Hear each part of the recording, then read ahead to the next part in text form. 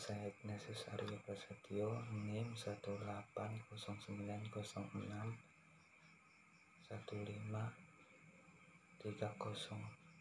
Di sini saya akan membahas tentang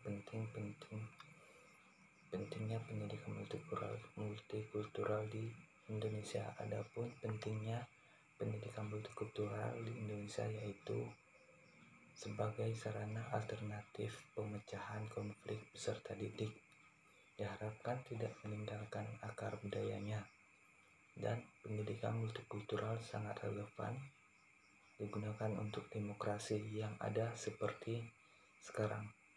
Nah, di sini ada beberapa. Yang pertama, sarana alternatif pemecahan konflik. Penyelenggara pendidikan multikultural di dunia pendidikan diakui dapat menjadi solusinya bagi konflik dan diharmonisasi yang terjadi di masyarakat, khususnya di masyarakat Indonesia yang terdiri dari berbagai macam unsur sosial dan budaya.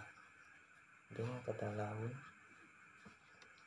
kata lain, pendidikan multikultural dapat menjadi sarana alternatif pemecahan konflik sosial budaya di dalam struktur kultural masyarakat Indonesia. Amat beragam menjadi tantangan bagi dunia pendidikan untuk mengelola perbedaan tersebut menjadi suatu aset, bukan sumber perpecahan. Saat ini pendidikan multikultural mempunyai dua tanggung jawab besar, yaitu menyiapkan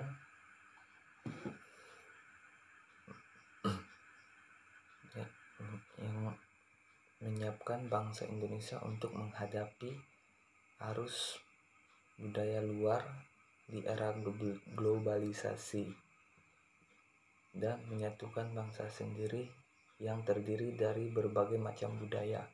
Pada kenyataannya, pendidikan multikultural belum digunakan dalam proporsi yang benar, maka sekolah dan perguruan tinggi sebagai institusi pendidikan dapat mengembangkan kurikulum pendidikan multikultural dengan model masing-masing sesuai dengan otonomi pendidikan atau sekolahnya sendiri. Model-model pembelajaran mengenai kebangsaan memang sudah ada, namun hal itu masih kurang untuk dapat menghargai perbedaan masing-masing suku, budaya maupun etnis. Hal ini dapat dilihat dari munculnya berbagai konflik dari realita kehidupan berbangsa dan bernegara saat ini. Hal ini berarti bahwa pemahaman mengenai toleransi di masyarakat masih sangat kurang. Penyelenggara pendidikan multikultural dapat dikatakan berhasil apabila terbentuknya pada diri setiap peserta didik sikap saling toleransi dan tidak bermusuhan, tidak berkonflik yang disebabkan oleh berbeda budaya, suku, bahasa, dan sebagainya. Nah, di sini menurut para ahli Slater dan Grant pada tahun 1988, pendidikan multikultural dapat dikatakan berhasil apabila prosesnya melibatkan semua elemen masyarakat. Hal itu dikarenakan adanya multidimensi aspek kehidupan yang tercakup dalam pendidikan multikultural. Perubahan yang diharapkan adalah pada terciptanya kondisi yang nyaman, damai, toleran dalam kehidupan bermasyarakat. Yang kedua, agar peserta didik tidak meninggalkan akar budaya selain sebagai sarana alternatif pemecahan konflik, pendidikan multikultural juga signifikan dalam upaya membina peserta didik agar tidak meninggalkan akar budaya yang dimiliki sebelumnya.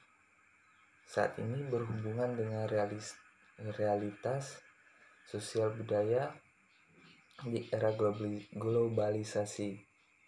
Pertemuan antar budaya di era globalisasi ini bisa menjadi ancaman yang serius bagi peserta didik. Untuk menyikapi realita tersebut, peserta didik hendaknya diberikan pengetahuan yang lebih luas dan lebih beragam sehingga peserta didik mampu memiliki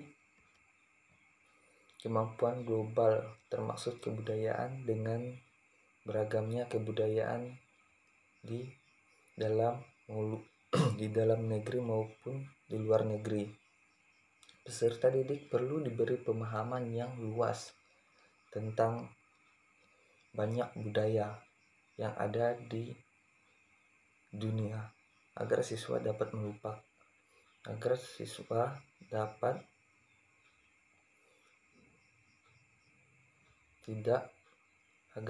tidak dapat melupakan asal budayanya. Menurut para ahli,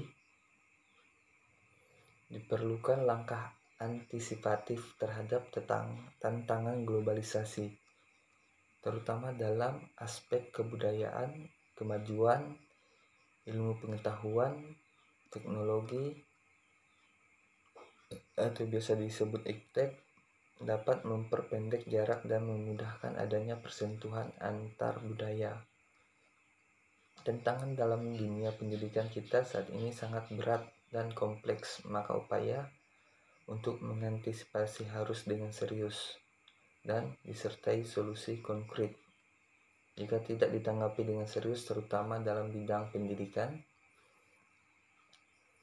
yang bertanggung jawab atas kualitas sumber daya manusia, maka peserta didik tersebut akan kehilangan arah, melupakan asal kebudayaannya sendiri. Sehingga dengan pendidikan multikultural inilah yang diharapkan mampu membangun Indonesia yang sesuai dengan kondisi masyarakat Indonesia saat ini. Karena keanekaragaman budaya dan ras yang ada di Indonesia itu merupakan sebuah kekayaan yang harus kita jaga dan lestarikan. Nah, yang selanjutnya sebagai landasan pengembangan kurikulum nasional. Pendidikan multikultural sebagai landasan pengembangan kurikulum menjadi sangat penting apabila dalam memberikan sejumlah materi dan isi pelajaran yang harus dikuasai oleh peserta didik dengan ukuran dan tingkatan tertentu. Pengembangan kurikulum yang berdasarkan pendidikan multikultural dapat dilakukan berdasarkan langkah-langkah. Nah, di sini ada beberapa langkah-langkah. Yang pertama, mengubah filosofi kurikulum dari yang berlaku secara serentak seperti sekarang menjadi filosofi pendidikan yang sesuai dengan tujuan, misi dan fungsi setiap jenjang pendidikan dan unit pendidikan.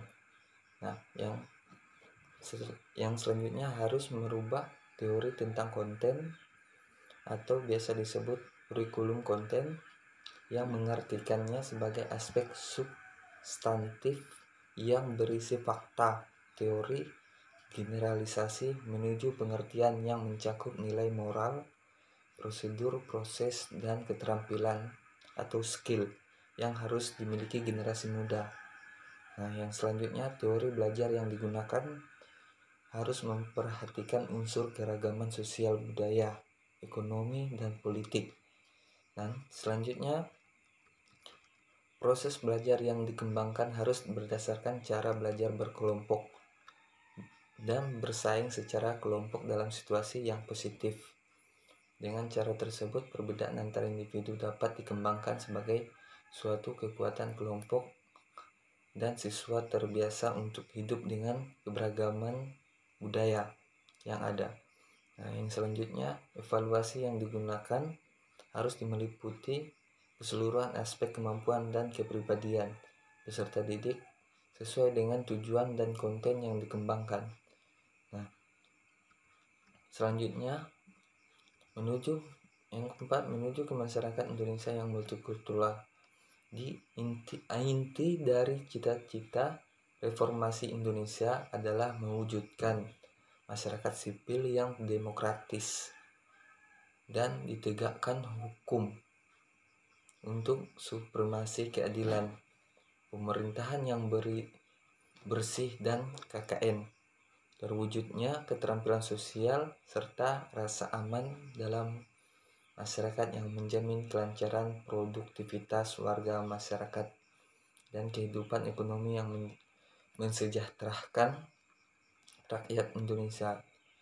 Corak masyarakat Indonesia yang Bhinneka Tunggal Ika bukan hanya merupakan keanekaragaman suku bangsa saja, melainkan juga menyangkut tentang keanekaragaman budaya yang ada dalam masyarakat Indonesia secara menyeluruh.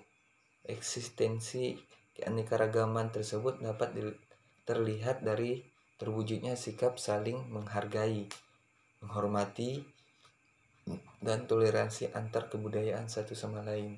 Berbagai konsep yang relevan dengan multikulturalisme antara lain adalah demokrasi, keadilan dan hukum, nilai-nilai budaya dan etos kebersamaan dalam perbedaan yang sederajat, suku bangsa, kesukubangsaan, kebudayaan suku bangsa, keyakinan keagamaan, ungkapan-ungkapan budaya, domain privat dan publik, HAM, hak budaya community, dan konsep-konsep lain yang relevan untuk saling menghargai dalam suatu budaya kita yang ada di Indonesia.